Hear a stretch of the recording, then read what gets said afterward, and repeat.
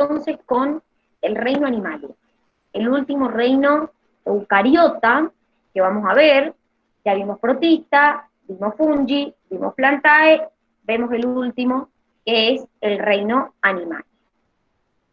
En este reino podemos establecer algunas características comunes al reino, a diferencia de lo que nos pasaba, por ejemplo, con, no sé, con el protista, que no podíamos establecer características en común. Pero acá sí podemos establecer algunas características comunes, como por ejemplo, todos los animales son pluricelulares, ninguno tiene pared celular, lo dijimos recién cuando estábamos hablando del reino plantae y del reino fungi, se mueven, vamos a ver cómo, pero todos tienen motilidad, y se cree que el ancestro común de los animales es parecido, o podría ser parecido, a los coanoflagelados vivos que tenemos actualmente, que son protistas. Puntualmente son protistas flagelados. Entonces, hay un grupo que se denomina ofistocontes, que es un grupo que incluye a los hongos, a los animales y a los coanoflagelados, que como les dije, son protistas. Son protistas que actualmente están vivos, existen.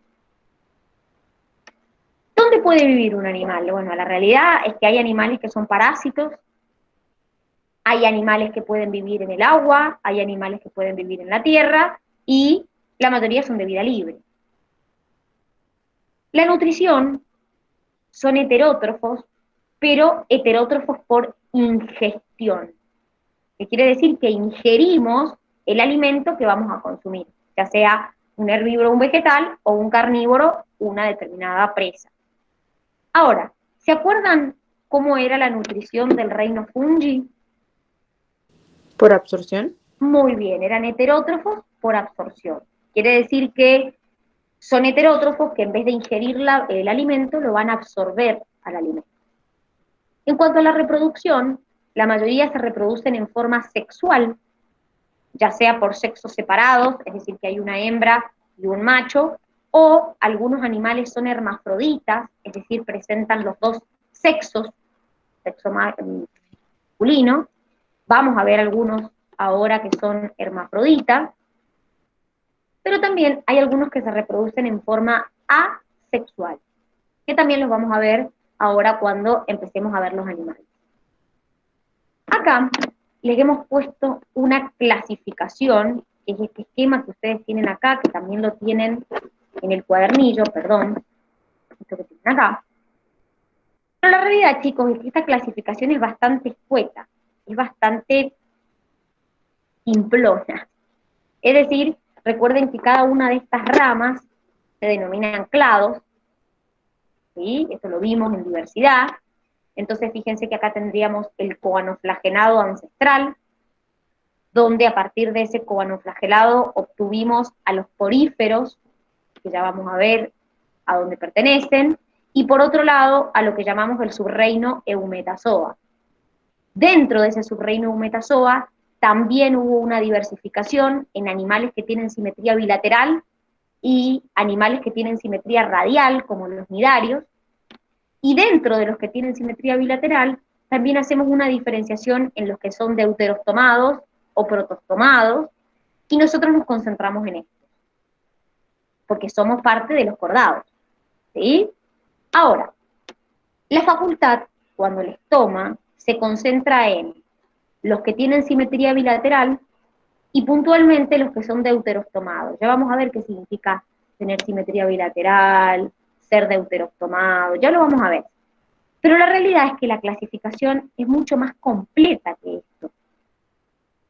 De hecho, les voy a pedir que vayan a la página del cuadernillo de la 2 a la 4, porque vamos a analizar de verdad cómo es la clasificación que tienen los animales. Fíjense que en la página 2 dice resumen de la clasificación de los animales. No sé si todos están pudiendo ver el cuadernillo o quieren que lo comparta. No sé si alguno está desde el celu y no lo puede ver. ¿Todos pueden verlo al cuadernillo? Sí, Dani. Bien. Fíjense, ahí dice anexo, es decir, que Quiere decir que hay cosas de esa parte que no entran, pero la realidad es que se los hemos puesto como para que tengan una idea de cómo es la clasificación de los animales del reino animal, porque no es tan simple como las que les mostramos recién. Dentro del reino Animalia, nosotros dividimos en 3 subreinos. O sea, reino, la primera división que hago son 3 subreinos. El subreino Parazoa, el subreino Mesozoa y el subreino Eumetazoa. Esa es la primera división que hago dentro del reino animal. En Parazoa encuentro a los poríferos, que ya vamos a hablar un poquito enseguida de los poríferos. En Mesozoa encuentro a los mesozoarios, y el subreino Eumetazoa es donde nosotros nos concentramos. Pero a su vez, dentro del subreino Eumetazoa hacemos una segunda división, que son animales que tienen simetría radial o animales que tienen simetría bilateral. Quiere decir que la primera división que hago dentro de Eumetazoa es según la simetría del animal. Entonces, ¿qué es lo que veo ahí? Animales con simetría radial, dice Phylum Nidaria y Phylum Ctenophora o Ctenóforos. Nosotros solamente vamos a ver a los nidarios, y como mención nada más. ¿Qué significa que tengan simetría radial los animales? Que yo puedo establecer varios ejes de simetría. Por ejemplo, en una medusa. Yo voy partiendo la medusa por distintos lados y voy estableciendo ejes de simetría. Ahora, la FACU se concentra puntualmente en los animales que tienen simetría bilateral, que se les denomina el clado bilatería. ¿Qué significa esto? Que si yo al animal le hago un corte longitudinal, la mitad izquierda es simétrica con la mitad derecha. Entonces, dentro del clado bilatería, que es donde la facultad se concentra, vuelvo a hacer otra división más, que son acelomados, pseudocelomados y celomados.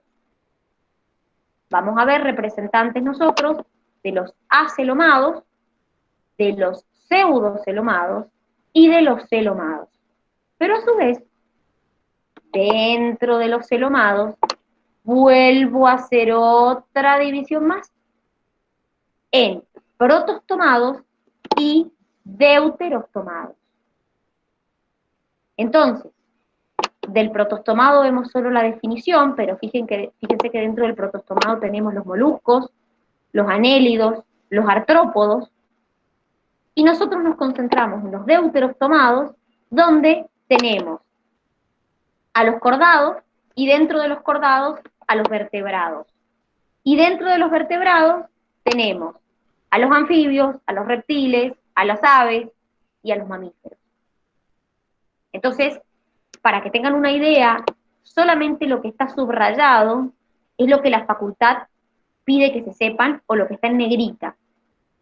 Porque puntualmente pide, no sé, por ejemplo, de los acelomados, solamente les considera el filum de los platelmintos, que es lo que está subrayado. Después, de los pseudocelomados, solamente considera al filum nematode. Del protostomado no ven nada, ven solamente la definición, porque la facultad se concentra en los deuterostomados. Y dentro del deuterostomado el cordado, y dentro del cordado solamente les menciona las distintas clases que existen. Entonces, esto se los hemos puesto como para que se orienten, que la clasificación es mucho más diversa, pero la realidad es que ustedes no van a ver todo esto. Solamente ven como grupos específicos, y de hecho, de los primeros, solamente ven animales que son patógenos para el ser humano. Por ejemplo, de los acelomados y de los pseudocelomados, ven animales que son parásitos, por ejemplo, para el ser humano. Antes que me olvide, chicos, y de hecho es otra comparación que nosotros podemos hacer entre los distintos reinos. Estábamos hablando un poquito antes de la comparación entre los reinos. Las plantas normalmente almacenan almidón, que es una sustancia de reserva. Los hongos no almacenan almidón, almacenan glucógeno. Y Nosotros, que somos animales, ¿qué almacenáramos? ¿Almacenamos almidón o glucógeno? ¿Qué les parece? Somos animales. ¿A ustedes les parece que podríamos almacenar almidón? No, glucógeno. Es decir, exactamente. Quiere decir que esta característica de lo que nosotros, de las sustancias que nosotros almacenamos, también la podríamos usar como comparación entre los reinos que estamos viendo. Es decir, el hongo reserva glucógeno y no almidón, las plantas reservan almidón y nosotros reservamos glucógeno también. Puntualmente los animales reservamos glucógeno, sobre todo los humanos, en el hígado y en los músculos. Entonces, ese es otra... Profe, Dime. ¿todos los animales reservan glucógeno? Mira, la realidad es que para la mayoría de los animales es una reserva puntualmente energética. Porque ¿qué es el glucógeno? ¿Qué tipo de componente es el glucógeno? ¿Es una proteína? ¿Es un lípido? ¿Es un hidrato de carbono? ¿Qué es el glucógeno?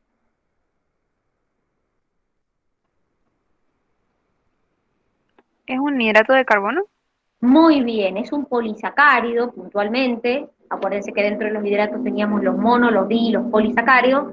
Es un polisacárido y es una sustancia de reserva, así como las plantas tienen como sustancia de reserva el almidón.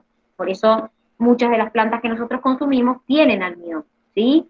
El glucógeno, en este caso, se almacena en los animales, casi la mayor parte en el hígado y en menor proporción en el músculo de los vertebrados, ¿sí? Bien. Me acordé justo de la comparación, entonces por eso es que se los aclaré. Entonces, en ese cuadrito que ustedes tienen dentro de Animalia, solamente tienen que saber los que están subrayados o en negrita, nada más, porque los demás la facultad no los considera. Por ejemplo, fíjense dentro del filum, cordados, ¿sí? Que les menciona 3 subfilum, cefalocordados, urocordados y vertebrados, pero puntualmente solamente les pide el nombre de clase anfibias, reptiles, aves, mamíferos. Entonces, bueno, como para que sepan que no es que se tienen que saber toda la clasificación, sino algunas que la facultad pide. Vamos entonces a empezar a ver un poquito, y vamos a empezar con el primer subreino. Acuérdense que teníamos reino Animalia, subreino Parazoa, Mesozoa, Eumetazoa. El subreino Parazoa tenemos el filum de los poríferos. ¿Por qué se les llama poríferos? Porque son animales que en su cuerpo tienen poros. Son las esponjas. No sé si alguna vez han visto alguna esponja, que están en el agua, obviamente son animales acuáticos, y son poríferos, tienen poros. Esos poros que tienen la particularidad de que permiten la entrada y la salida de agua. Entonces los animales, estos, tienen un sistema de filtración de agua bastante particular,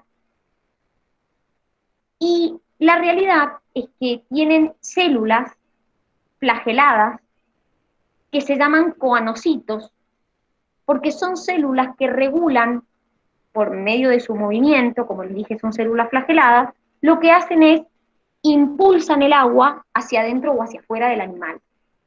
Pero estos animales, todos sus procesos, circulación, respiración, excreción, todo lo hacen por procesos de difusión. Que recuerden que, por si no se acuerdan, la difusión es el intercambio a través de la membrana. Entonces, se reproducen en forma sexual, generalmente son hermafroditas, o sea, tienen los dos sexos, y también se pueden reproducir en forma asexual por gemación. ¿Qué significa la gemación? Tengo el animal, parte de ese animal se separa y forma un individuo nuevo. Entonces se les llama poríferos porque tienen poros a través de los cuales entra y sale el agua en el animal. En el caso de los poríferos, chicos, tienen células, forman tejidos, pero tejidos laxos, es decir, carecen de un tipo de unión que se llama unión nexus, que es uno de los tipos de unión que va uniendo las células en los tejidos. Entonces, es como que la realidad es que no son tejidos tan verdaderos, no están organizados en tejidos como los tejidos que tenemos nosotros, por ejemplo, y estos individuos de los poríferos los encontramos en el agua. Por ejemplo, las esponjas. En el caso de los, antes que me olvide, esto si ustedes lo buscan en la teoría, lo van a encontrar en la página 13, creo que es 13, a ver. Sí, en la página 13, en un cuadrito que tienen que dice comparación entre algunos invertebrados inferiores. ¿Qué quiere decir? Que obviamente estos animales son invertebrados. Y es el primero que aparece, que dice poríferos, esponjas. Entonces, en este caso, todos sus procesos lo hacen por difusión.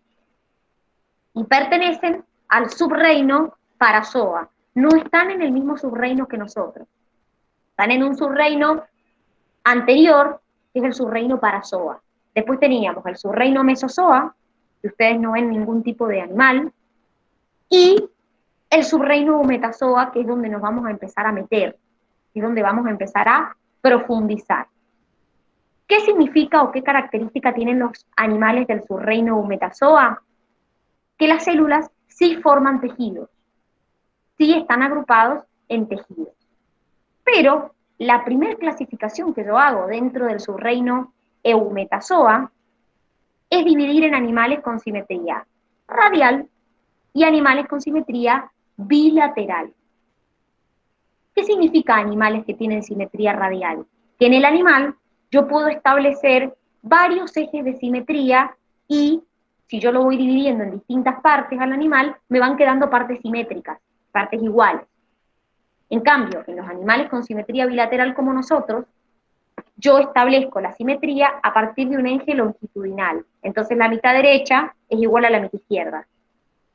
Entonces no es lo mismo la simetría que tenemos nosotros que los animales que tienen simetría radial.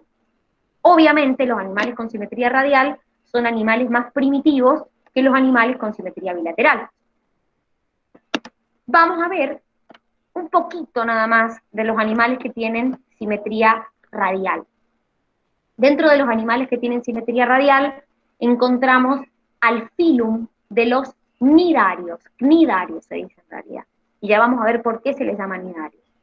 Dentro de esto encontramos a la hidra, que es como el representante más típico del filum de los cnidarios.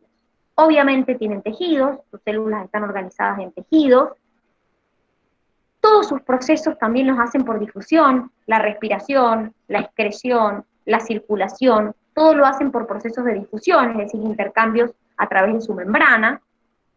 Estos también se reproducen en forma asexual y sexual, con la diferencia que, bueno, la reproducción asexual también es por gemación, pero en la sexual tengo sexos separados, tengo hembras y tengo machos en sexos separados.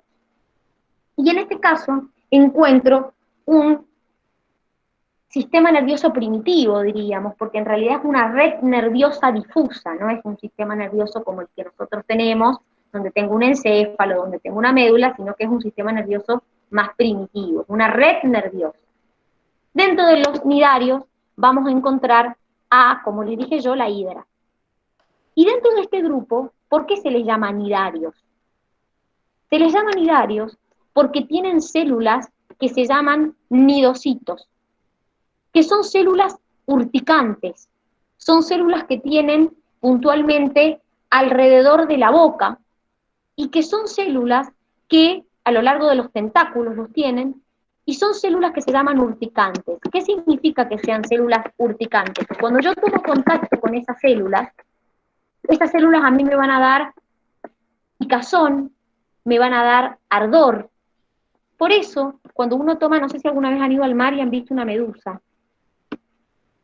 vieron que dicen, ¡ay, me quemó una medusa! ¿Lo han visto? ¿Nunca han ido al mar y han visto que alguien se queme supuestamente con una medusa? Por la televisión, nada más, Dani. Bueno, no importa, pero ¿saben a qué me refiero? En realidad, esa medusa no es que te queme. Esa medusa tiene células urticantes y cuando uno toma contacto con la medusa, esas células lo que hacen obviamente son defensivas para el animal Y el animal cuando nos toca con el tentáculo, la piel, por ejemplo, nos da esa sensación de ardor y de picazón, porque hemos tomado contacto con esas células urticantes que se llaman nidocitos. Por eso pertenecen al filum de los nidarios, porque tienen esas células que se llaman nidocitos. Ahora, miren acá, esperen, que no lo cambié. Esto que tenemos acá es una medusa y un pólipo. Se dice que la medusa tiene forma de sombrilla, porque es como así, y el pólipo tiene forma de vasija, porque es como así, ¿sí? Tiene esta forma, y la medusa tiene forma como para abajo. Y acá me escuchan bien. La realidad es que dentro de este grupo pueden presentar una alteración en su ciclo de vida, es decir, pueden alternar entre pólipo y medusa, o hay otros animales que durante toda su vida son pólipo o medusa, es decir, que no alternan según su ciclo de vida. Como les dije, el pólipo tiene forma como de vasija y la medusa tiene forma como de sombrilla, se le dice. ¿Cuál es la diferencia? La medusa es móvil, se puede mover, fíjense, acá tengo los tentáculos de la medusa, que son donde tiene las células urticantes, y el pólipo es sésil, y tiene forma como de vasija. Esto es un esquema, obviamente, así se ven en la vida real, ¿sí? Esto es un esquema simplemente como para que entiendan cómo son. Pero una de las diferencias, perdón, me escuché, es que, como les dije, la medusa es móvil y el pólipo es sésil, es decir, no se puede mover.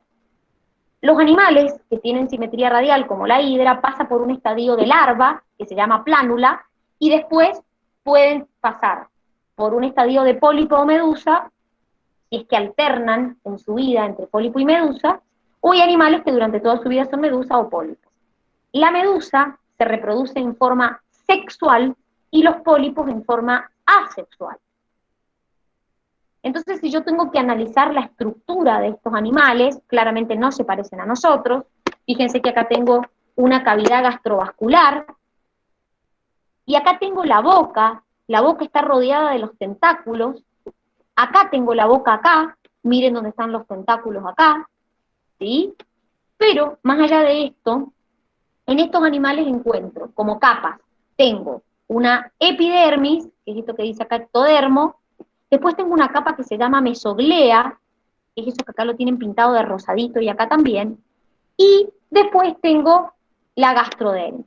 Una de las diferencias que tiene la medusa con el pólipo es que la mesoglea, que es esto que tiene acá, en la medusa es como bastante abundante, mientras que en el pólipo es como muy pequeña la cantidad de mesoglea que tiene, ¿sí? Pero fíjense que la boca, por donde se alimentan, está rodeada acá por tentáculos y acá también.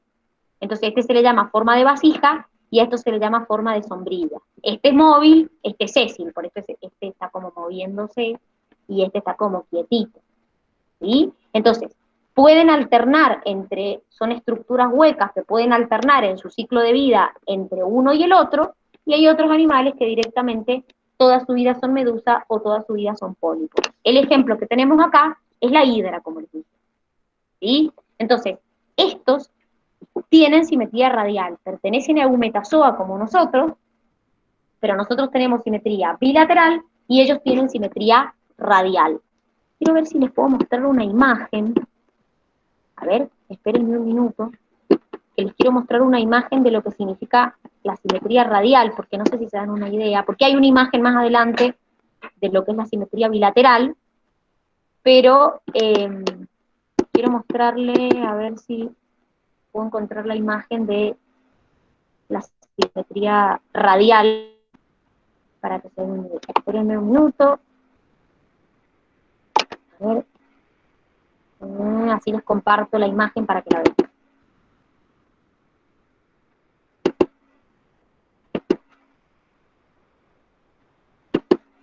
Tienen que la computadora decide trabarse. A ver, ya les comparto.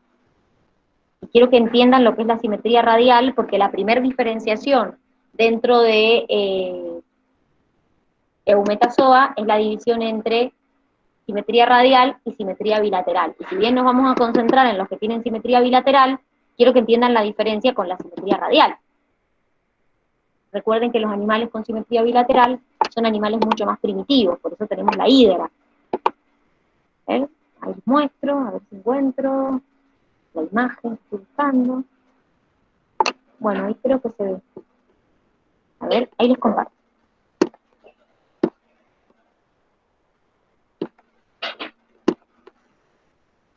A ver, les voy a compartir una imagen como para que entiendan a lo que me refiero con simetría radial. Miren, ¿ven esta imagen que tienen acá de una medusa? ¿Acá? ¿Esto? Sí. Fíjense, las liñitas punteadas nos indican ejes de simetría.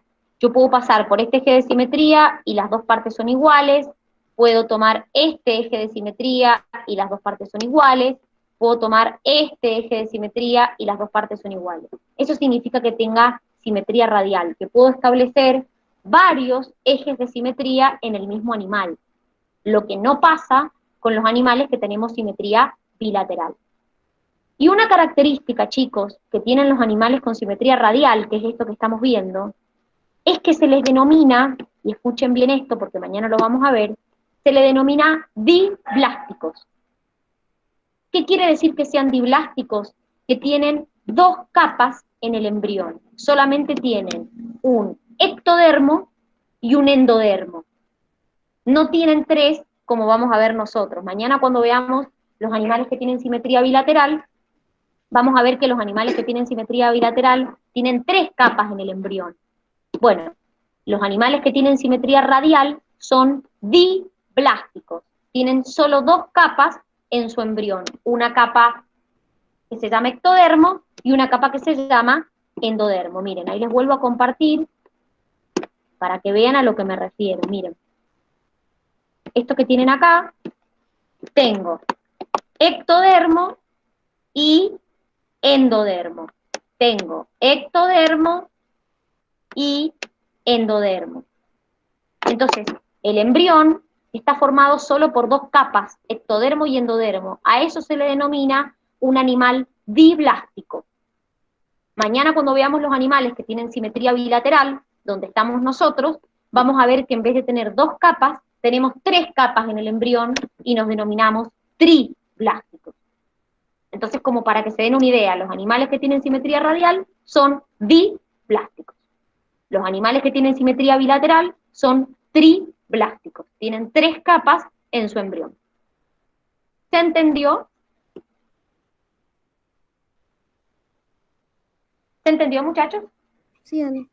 Bien. Bueno, entonces, les voy a pedir, por favor, que para mañana lean la unidad de Animalia, porque mañana o la vamos a terminar o nos va a quedar muy poquito para terminarla, pero bueno, les voy a pedir por favor que para mañana la lean, sobre todo toda esta primera parte que hemos visto, y que sigan avanzando en la lectura, porque mañana vamos a probablemente terminar con esta unidad o el día lunes.